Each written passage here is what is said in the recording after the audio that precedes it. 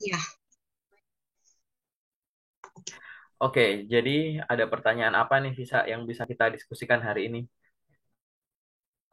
terkait misalnya Pak kan saya berasal dari Sumatera, Hmm, Palembang. oke. Nah, untuk saat ini kan mungkin masih ada yang apa lamarannya tuh kayak online, belum kebanyakan offline gitu kan. Hmm, Nah, saya tuh ingin ngelamar yang di Jakarta, posisi yang di Jakarta.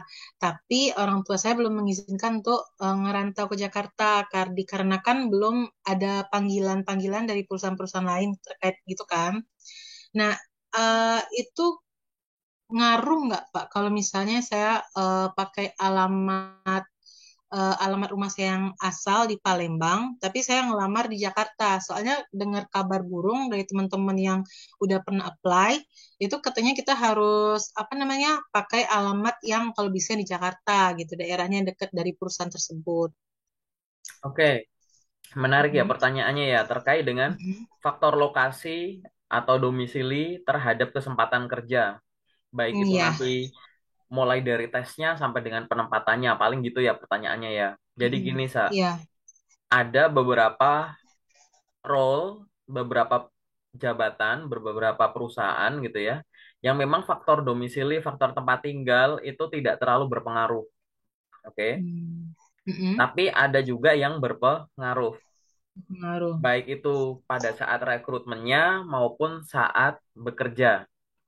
Nah, kalau yang nggak berpengaruh, kita nggak usah bahas dulu, kita ngomong yang berpengaruh dulu ya. Ada Iya. lowongan kerja yang faktor domisili itu berpengaruh, kenapa? Misalkan pekerjaannya berkaitan dengan interaksi dengan konsumen langsung di lapangan, misalkan gitu. Mhm. Nah, kalau kamu tidak berasal dari daerah tersebut, maka kamu tidak akan menguasai kan biasanya kamu akan kehabisan Iya. waktu untuk bingung ini mau jalan kemana, lari kemana gitu. Tapi kalau misalkan udah menguasai, nah itu kan akan lebih leluasa gitu. Oke. Mhm. Selain itu, faktor lokasi itu apa aja sih? Faktor lokasi itu adalah dari sisi retensi karyawan. Jadi, aku ngomong dari penempatan baru rekrutmen gitu ya. Iya. Kadang itu kan secara umum kan semua orang cenderung gini ya. Kalau bisa kita kerja itu yang nggak jauh dari rumah gitu. Paham kan ya? Mhm. Iya. Orang kalau kerjanya jauh, jauh dari rumah gitu, wajar kan kalau misalkan kita sebagai perusahaan akan berpikir dia mungkin cepat atau lambat ya dia akan mungkin resign atau dengan alasan pengen dekat dengan keluarga dan lain-lain dan itu Mhm. perusahaan pasti ada yang sudah punya histori itu sehingga salah satu cara untuk retensi karyawan tidak hanya dari benefit yang ada itu termasuk cari orang lokal semacam itu, oke. Nah, Oke. itu ngomongin penempatan dulu ya. Nah, sekarang gini, Iya. kalau kita berbicara soal fleksibilitas penempatan, kita harus ngomong dari Mhm. awal, fleksibilitas rekrutmen. Memang benar dengan adanya COVID kemarin, banyak ya proses rekrutmen yang pindah ke sistem online, masuk ke ekosistem Mhm. digital gitu. Jadi Mhm. semua dilakukan secara online. Tapi ada yang ada COVID atau nggak COVID tetap online. Misalkan apa? Kalau kamu kerja yang sifatnya itu freelance atau part-time, tapi online memang gitu, freelance Hmm. translator apa gitu, klien-klien kamu udah Mm-mm. lintas negara atau mungkin sama-sama di Indonesia tapi kamu nggak perlu tatap muka gitu, Mm-mm. pekerjaan yang nggak ada sistemnya bukan non supervisory gitu ya atau non manajerial gitu, jadi ya kerjanya semacam itu memang sejak awal mau ada COVID atau enggak tidak ada perubahan gitu dalam sistem kerja maupun rekrutmen yang ada. Paling nanti rekrutmen ada kayak gimana, terus nanti dikasih contoh soal, contoh artikel yang ditulis, kasih topik tertentu, karyanya dikirim, kalau cocok udah masuk ke project misalkan kayak gitu. Tapi ada juga yang sistemnya itu menyesuaikan diri dengan keadaan kemarin. Ada COVID yang tadinya rekrutmennya itu offline jadi online. Nah, yang sudah shifting jadi online ini pasti akan membandingkan gitu efektivitas online dan offline, Offline. mulai dari biayanya, efektivitas rekrutmennya, mungkin durasinya untuk menemukan orang yang tepat sampai dengan deploy sampai dengan penempatan dan lain-lain. Nah, setelah Hmm. COVID itu sudah mereda sampai sekarang gitu ya, pasti perusahaan kan gini, perusahaan itu tidak akan membandingkan dengan perusahaan yang lain aja gitu, tapi yang melihat performa dia sejauh itu, gitu kan. Apalagi Mm-mm. sekarang di kondisi yang semacam ini gitu ya. Jadi ada perusahaan yang memang oh akhirnya ya udah kita lanjutin ini aja yang online gitu. Ada yang memang udah kembali lagi ke offline. Bahkan kalau misalkan kamu di grup udah agak lama kan aku pernah share loker yang walk-in interview atau misalkan kayak job fair kan udah mulai banyak ya. Nah, itu Iya. artinya proses-proses di awal tuh malah milih tatap muka langsung. Memang ada tantangan sendiri menilai orang dengan nih cuma sebesar frame ini aja gitu. Ada Iya. tantangan tersendiri. Nah, sekarang balik lagi ke kamu bahwa emang salah ya kalau misalkan aku domisili di Palembang terus aku ngelamar kerja di Jakarta misalkan. Ya enggak gitu. Enggak ada yang salah terhadap itu. Tapi apa yang harus aku lakukan gitu kan? Nah, tadi satu, coba kamu cari dulu ya, cari dulu lowongan kerja yang memang tidak mensyaratkan penempatan di mana atau mensyaratkan domisili mana gitu ya. Dicoba aja dulu karena kita nggak tahu mana yang tesnya itu online kan kalau di Infoloker itu kan hampir bisa dibilang hampir jarang ya yang langsung ngasih Iya. tahu bahwa rekrutmennya itu tahapnya semacam ini, setelah ini tanggal sekian sampai sekian ada ini gitu. Nggak banyak loker-loker yang semacam itu ya, yang menyebutkan bahwa tanggal sekian sampai sekian itu pengumpulan dokumen administrasi, tanggal sekian itu ada ini sampai sini gitu. Sedikit loker yang Iya. semacam itu, termasuk yang mungkin kamu udah sering lihat ya di grup yang sering aku share tiap harinya. Iya. Nah, karena kita tidak tahu dan tidak pasti, maka Mhm. ibaratnya adalah faktor nanti tesnya gimana ya, gimana gimana. Itu nanti dulu, kamu fokus dulu untuk apply ya dalam jumlah yang nggak sedikit tentunya setiap harinya. Begitu nanti akan ada panggilan, nanti baru ketahuan kan gitu faktor tes-tes tadi. Nah, kalau misalkan nanti akhirnya ya ada yang meminta kamu untuk hadir dalam suatu tahap gitu, hadir secara Mhm. langsung, kamu berhak untuk negosiasi atau mungkin bertanya dulu sifatnya gitu boleh gitu misalkan nanya apa gitu apakah proses rekrutmen ini ya misalkan sejak Mhm. awal udah dikasih tahu online gitu kan ya udah tinggal dijalanin Iya. tapi kalau memang nanti ada kesempatan untuk bertanya apakah tahap-tahap selanjutnya itu juga online gitu misalkan mohon informasinya Pak atau Bu apakah tahap selanjutnya apabila saya lolos dari tahap interview online ini juga akan dilakukan online gitu karena saya domisili sedang di sini atau karena saya sedang di sini, saya ingin mempersiapkan diri apabila nanti memang dibutuhkan untuk hadir gitu. Ngomong alasannya buat jaga-jaga lah ibaratnya. Jangan sampai yang sekarang online habis itu offline kamu nggak bisa ya sama aja kan. Mending ditanya sejak Iya. awal gitu. Misalkan itu. Yang kedua, mungkin kamu sifatnya bisa langsung negosiasi. Misalkan diumumin bahwa kamu harus hadir kapan. Tapi ya Mhm. di situ kamu nggak bisa. Nah, negosiasi itu ada dua. Pertama, kamu Mhm. negosiasi dari sisi platformnya. Yang tadinya offline, coba tanya, apakah ini bisa online?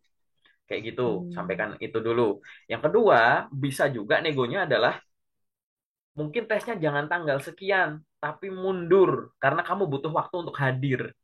Gitu. Jangan sampai kamu misalkan memang bisa datang ke Jakarta, sampai Jakarta jet lag masih belum siap gitu. Padahal pada saat mengikuti tes, entah itu psikotes atau interview, kan kamu harus dalam keadaan fit. Kalau nggak kan kemampuan kamu nggak keluar semua. Iya. Nanti yang terukur juga bukan kamu yang sebenarnya takutnya kayak gitu. Jadi silahkan diukur dari masing-masing itu sendiri. Iya.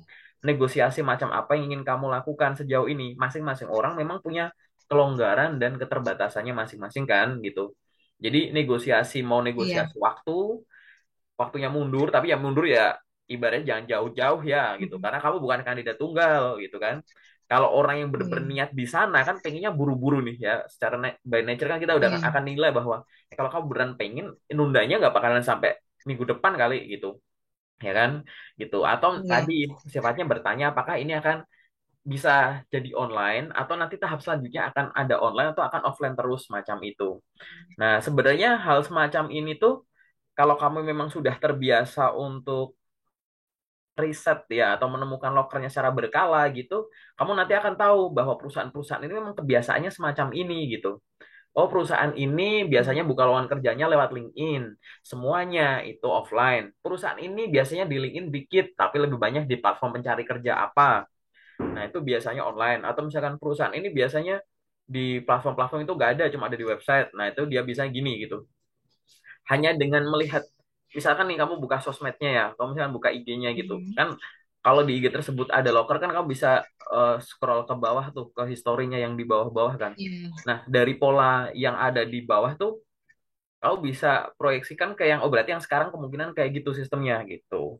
Atau mungkin kamu bisa riset dulu di internet banyak ya yang sudah memberikan tips dan trik atau share pengalamanku pada saat tes di sini gitu. Apalagi itu kontennya entah itu artikel atau itu video dibuat tidak lama dari hari ini gitu misalkan ya gitu. Jadi oh Hmm. ini mungkin masih relevan semacam itu. Oke. Nah, sampai di Oke. obrolannya di sini ada beberapa hal yang ingin aku simpulin dulu di awal bahwa Ya.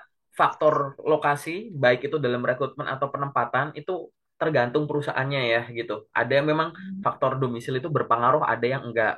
Nomor dua, pada saat kamu diumumin ada suatu tes tertentu gitu, maka Hmm. kamu berhak untuk nego. Entah itu nego cara rekrutmennya, cara menjalankannya, atau nego dari waktu kamu mundurin biar kamu bisa hadir kayak gitu. Yang nomor tiga, Hmm. kamu sadar bahwa kamu punya hak untuk nego dan perusahaan juga punya hak untuk menolak atau menyetujui karena masing-masing punya cara sendiri-sendiri. Sehingga makanya kamu nomor tiga ini adalah coba apply rutin dulu. Cari ya Hmm. yang ibaratnya loker-loker yang kamu tuh bisa menjangkau, bisa hadir, bisa online, dadakan datang, diukur dulu. Kalau di sekitar sini aku bisa datang, di sana aku bisa datang butuh waktu berapa lama. Tadi masing-masing orang punya kelonggaran dan kalau luasa dan keterbatasan gitu ya. Gitu. Ini Iya. kamu harus ukur. Yang keempat adalah ya nanti dievaluasi lagi. Pada dasarnya kendalamu di mana. Kalau memang nanti akhirnya kamu merasa bahwa aku sejauh ini tuh lolos-lolos aja Kak. Panggilanku tuh banyak. Tapi berhentinya tuh gara-gara nggak mau nunggu aku di sana gitu. Maka mungkin Hmm. kalau kamu ada sedikit kelonggaran, mungkin kamu bisa stay dulu di suatu kota tersebut, entah gimana caranya dalam durasi waktu tertentu gitu, sambil dioptimalkan waktu ada di sana boleh, atau nanti ada trik-trik lain yang bisa dilakukan nanti sesi detail aku jelasin gitu, gitu Iya. sih. Semoga cukup jelas ya. Iya, jelas, Kak. Paham. Terus Apalagi, mengenai, nah ya Pak, kan ada beberapa perusahaan mungkin kayak perusahaan tersebut misal kita sudah apply dan waktu awal administrasinya itu kan ditolak gitu kan. Nah ada perusahaan itu syaratnya itu untuk mengajukan apply misalnya batasnya itu misalnya tahun ini tunggu lagi 2 tahun lagi atau beberapa bulan lagi. Nah apakah misal kita sudah ditolak, apakah kita harus nunggu 6 bulan itu atau kita boleh apply lagi, Pak? Apa itu berpengaruh nggak untuk nunggu apply ke perusahaan tersebut? oke, jadi kalau misalkan boleh nggak kita apply lagi? Kalau boleh ya boleh aja. Tapi maksudku adalah akhirnya takutnya nanti percuma gitu. Oke, Hmm. perusahaan itu Mm-mm. memberikan jeda waktu tersebut karena beberapa Mm-mm. hal gitu. Ini aku berdasarkan sharing yang teman-teman yang pernah ada ya. Kenapa kok kalau udah apply jangan apply lagi? Karena ibaratnya memang Mm-mm. dari kualifikasi itu memang tidak sesuai dengan yang dibutuhkan. Jadi kamu diberikan waktu untuk meningkatkan kemampuan kamu dulu gitu. Ada. Terus kemarin ada juga temen kebetulan dia daftar jadi pramugari disuruh nunda dulu. Alasannya karena lagi banyak jerawatnya gitu. Aku nggak tahu sih dia dapat Oh, dapat dapat dari siapa gitu. Cuman dia ngejar gitu iya. kan, ngejar terus Mm-mm. tanya, Bu ini unofficial aja nih gitu. Coba kasih tahu kenapa aku saya disuruh daftar 6 bulan lagi. Ya karena masih kayak gitu secara fisik misalkan gitu. Dan sebenarnya ada faktor-faktor lain kok gitu. Alasan kenapa kalau udah daftar nanti dulu lagi gitu. Biar biar nanti ada kesempatan lagi. Jadi ada sesuatu yang di-upgrade dari kamunya juga gitu. Nah, maksudku Oh. adalah kalau memang terjadi hal demikian dan kamu memang pengen kerja di perusahaan atau posisi ini, maka satu Mm-mm. ya, coba apply lagi. Mm-mm. Yang bisa dicoba itu gini, coba apply lagi. Ada tuh yang kayak rekrutmennya tuh kayak di pusat, ada yang rekrutmennya di daerah gitu kan. Oh iya. Nah, Mm-mm. coba kalau misalkan waktu itu kamu gagalnya di pusat, coba apply yang baik lewat daerah deh. Itu patut dicoba tuh. Karena ada yang kurang, ada yang disuruh apply 6 bulan lagi, di daerah apply itu tetap bisa tuh. Itu satu itu. Yang kedua, Mm. coba Iya. apply lamar ke kompetitornya.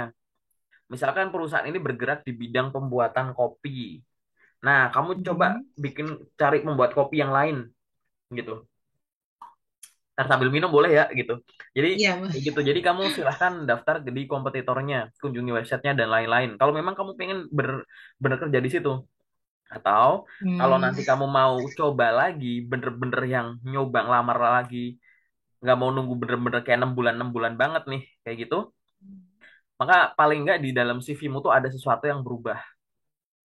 Dalam yang arti berubah. bertambah dari skillmu, dari desainnya, dari kelengkapan-kelengkapan semuanya, kayak gitu. Karena mungkin disuruh nunggu lagi tuh kamu memang diberikan waktu untuk itu. Dan kita Mm-mm. eh, appreciate banget kalau memang ini tidak hanya menunda-menunda yang tidak ada pertumbuhan ya, karena memang ada pertumbuhan di situ gitu. Itu sih. Paham, Pak. Terus apa lagi ya? Eh, oh ya, waktu interview, kalau misalnya interview user ya Pak, user itu beda nggak dengan yang interview untuk HRD-nya ya Pak? Oke, pada dasarnya interview HR sama Mhm. interview user itu adalah dua hal yang berbeda gitu. Interview HR akan lebih menarik ke permukaan potensi Mhm. dari si orang ini, si kandidat ini, baik hal-hal yang sifatnya itu akademis atau non akademis. Oke, kita akan ukur semuanya tuh kepribadian dia, potensi akademis dia, non akademis dia, apa yang masih belum muncul, apa yang udah siap dan lain-lain. Termasuk kecocokan dengan budaya perusahaan, budaya kerja dan atasan gitu. Karena kalau rekruter itu nggak pede bahwa dia sejak awal udah, wah ini udah nggak cocok dari sisi ininya, wah ini nggak cocok sama user yang nggak bakalan diajuin ke user gitu. Oke, sehingga Oke. itu yang akan dilakukan di interview HR. Di interview user sedikit lebih beda gitu. Jadi gini, interview HR sama user itu beda, walaupun kadang ada irisan. Irisan tuh misalkan yang ditanyakan di HR, di user tuh juga ditanyain lagi gitu. Oke. Kalau di interview user, ini lebih kayak ke kecocokan kamu terhadap user ini dan tim yang udah ada untuk mengejar target gitu. Jadi hal ini tuh mulai dari misalkan aku usernya ya, aku akan mikir kayak ini orang pengetahuannya udah sampai mana, pengalamannya udah sampai mana, oke, prestasinya udah sampai mana. Mhm. Dia kalau gabung dengan tim yang aku udah punya nih, gitu, kira-kira dia bisa ngikuti cara kerjaku nggak sebagai leadernya dia? Dia kira-kira bisa blend nggak sama tim yang udah ada? Bisa ngikuti kecepatan kerjanya kah? Kalau diajari gimana? Gitu. Kalau nanti ada perubahan kondisi gini gitu gimana? Daya juangnya gimana gitu. Lebih banyak ke kecocokannya ke tim yang udah ada termasuk si dengan si leader ini gitu. Sehingga dua hal ini adalah sesuatu yang berbeda. Tapi Ya. kalau kita berbicara interview secara umum ya, baik sama user atau sama HR, inti dari interview itu adalah tiga hal. Pertama adalah mengetahui, kedua itu adalah melengkapi, ketiga adalah mengkoreksi. Satu, mengetahui. Mengetahui apa? Mengetahui setiap informasi yang mungkin dari tahap-tahap sebelumnya belum terukur, belum diketahui. Oke? Jadi hal baru, barangkali di CV belum Mhm. kebaca, di psikotes belum kebaca, di interview akhirnya terucap. Ada kesempatan untuk nanya ke arah sana dan oh ternyata kamu gini ya gitu. Jadi mengetahui hal yang baru. Yang kedua adalah melengkapi. Ya jelas, melengkapi informasi yang sudah ada. Apa yang sudah terukur dari CV, apa yang sudah terukur dari psikotes, mungkin apa yang sudah terukur dari dua itu akan dilengkapi oleh HR. Apa yang udah HR sodorkan dan lain-lain itu akan dilengkapi juga oleh user semacam itu. User. Sehingga nanti masing-masing tahap itu sebenarnya masing-masing tahap itu akan menghasilkan kesimpulan-kesimpulan sementara. Oke, sampai tahap ini kamu cocok, cocok, oke, lanjut. Sampai tahap ini kamu cocok, cocok, oke, lanjut gitu. Sehingga kalau misalkan ada kamu terhenti di tahap interview HR, itu bukan karena penilaianmu di interview HR aja, tapi dari awal sampai sini gitu. Ini gitu ya. Jadi semacam itu. Jadi nomor dua itu adalah melengkapi informasi. Yang ketiga adalah mengkoreksi. Karena tadi aku bilang bahwa masing-masing tahap itu ada kesimpulan, kesimpulan yang diambil di Mhm. masing-masing tahap. Oke, ini cocok. Oke, next, next, next gitu. Maka kita akan gali informasi. Barangkali kesimpulan kita sementara sampai di tahap ini, aku ada yang salah. Oh, kemarin aku ngira visa tuh gini, ternyata visa gini. Aku pikir kemarin gini, ternyata gini ya. Nah, gitu. Nah, inilah inti dari tanya jawab tersebut. Kamu sebagai seorang kandidat yang akan diinterview, ya harus siap. Karena interview itu pada dasarnya adalah komunikasi kan, gitu. Iya. Ngobrol aja. gitu. Komunikasi silahkan pelajari dulu materinya sama teknik komunikasinya. Salah satu ini nggak kuat, nanti akan muncul grogi, akan muncul bingung, akan muncul salah jawab, merasa dijebak dan lain-lain gitu. Jadi materi ini harus kuat. Materi itu mulai dari familiar kamu terhadap pertanyaan yang sering muncul, menguasai isi CV, memahami info loker, riset soal perusahaan di website dan sosmednya. Mungkin update-update terbaru yang ada itu juga bisa kamu lihat gitu ya. Terus dari teknik Hmm. komunikasinya juga gitu. Teknik komunikasinya mulai dari apa? Kamu nggak cuma memperkaya otak dengan nonton konten, baca artikel, baca sini-sini, akhirnya paham. Interview itu tetap harus diucapkan. Mau lewat Zoom, mau lewat telepon, mau walk-in, itu kan semuanya kan dipraktekkan. Sehingga coba Iya. kamu role play, entah ngomong sendiri, ngomong sama teman, sama mentor siapa, untuk memperbaiki kemampuan komunikasimu, baik yang verbal maupun yang non-verbal. Silahkan nanti kamu browsing dulu unsur komunikasi verbal. Nanti dicek tuh Hmm. unsurnya apa, evaluasi sendiri. Mungkin kamu browsing juga unsur komunikasi non-verbal, mulai dari ya semuanya nih, eye contact, gitu ya, gesture, Iya. postur, gitu-gitu. Itu semuanya Hmm. kamu pelajari dulu sambil nanti dilatih ini ya, menguatkan materinya, menguatkan informasi yang akan disampaikan dan menguatkan pembawa informasi ini atau teknik komunikasi nanti yang akan membuat interview itu berjalan dengan baik gitu, dengan baik Iya. walaupun sifatnya dadakan, walaupun medianya jadi ibaratnya mau aku interview hari ini, jam detik ini, besok, lusa sama aja. Mau lewat telepon, mau Zoom, mau ketemu langsung, performamu sama aja. Hmm. Dan pada saat menjawab pertanyaan, kamu nggak gagal paham, bener-bener bisa menyampaikan tidak hanya jujur saja, tapi menarik gitu. Menyampaikan yang kamu punya itu dengan menarik. Kenapa? Kamu harus ingat bahwa kamu bukan kandidat tunggal gitu. Enggak. Intinya tuh gitu ya, secara general. Iya, Pak. Semoga jelas. Sudah, Pak. Makasih, Pak. Oke, Mungkin itu saja dulu pertanyaannya dari saya, oke, Irisa. oke. Jadi sesi general cukup itu ya, gitu. Paling Iya, buat Pak. buat buat kesimpulan aku mau kasih tambahan masukan juga bahwa Mhm. silahkan aku nggak tahu nih pola kamu nyari kerja sekarang gimana. Silahkan coba Mhm. optimalkan dulu penggunaan LinkedIn gitu ya dan platform-platform lain. Oke. Khususnya untuk kamu branding gitu.